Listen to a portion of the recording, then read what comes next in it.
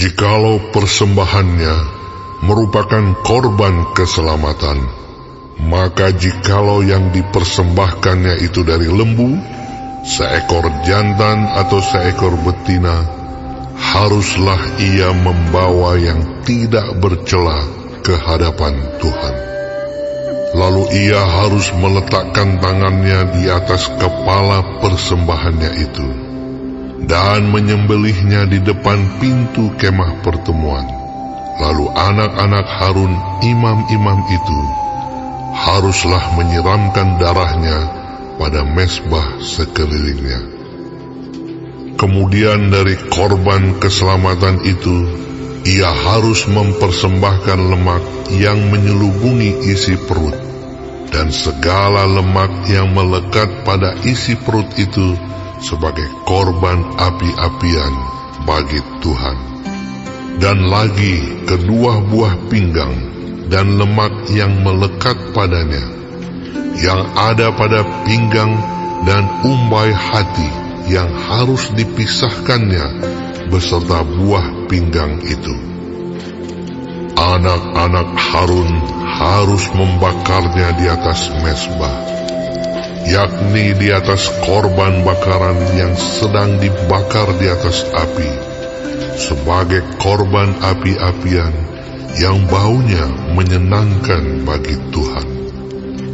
Jikalau persembahannya untuk korban keselamatan bagi Tuhan adalah dari kambing domba, seekor jantan atau seekor betina, haruslah ia mempersembahkan yang tidak bercela.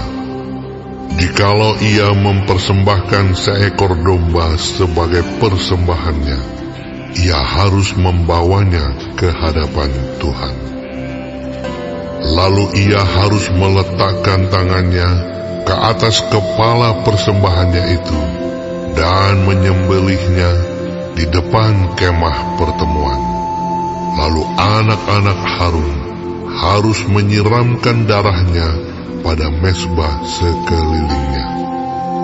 Kemudian dari korban keselamatan itu, ia harus mempersembahkan lemaknya sebagai korban api-apian bagi Tuhan, yakni segenap ekornya yang berlemak yang harus dipotong dekat pada tulang belakang, dan lemak yang menyelubungi isi perut, dan segala lemak yang melekat pada isi perut itu, dan lagi kedua buah pinggang dan lemak yang melekat padanya, yang ada pada pinggang, dan umbai hati yang harus dipisahkannya beserta buah pinggang itu.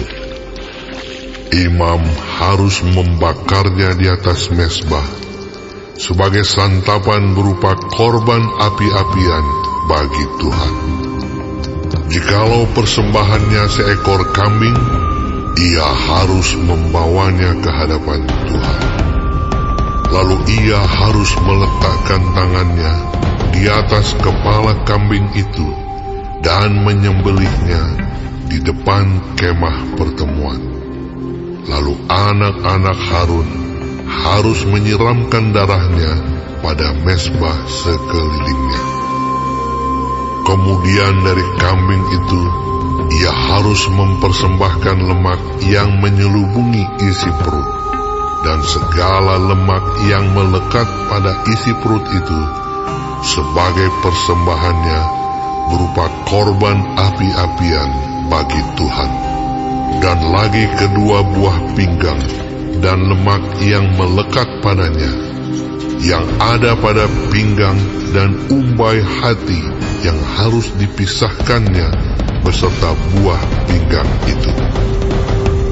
Imam harus membakar semuanya itu di atas mezbah sebagai santapan berupa korban api-apian, menjadi bau yang menyenangkan.